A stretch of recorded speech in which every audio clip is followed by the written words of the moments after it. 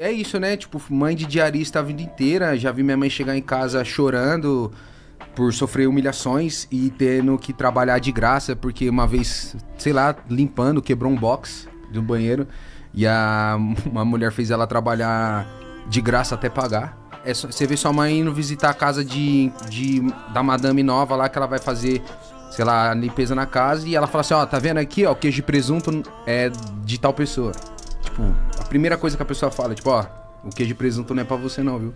Vendo a nossa mãe sofrer, a gente até pede que, tipo, nossa, toma... Pô, por que não foi comigo? Pô, hoje até fiquei emocionado, porque troquei agora o AP da minha mãe, fui pra uma casa ainda melhor e tal. Que É beleza. foda, né?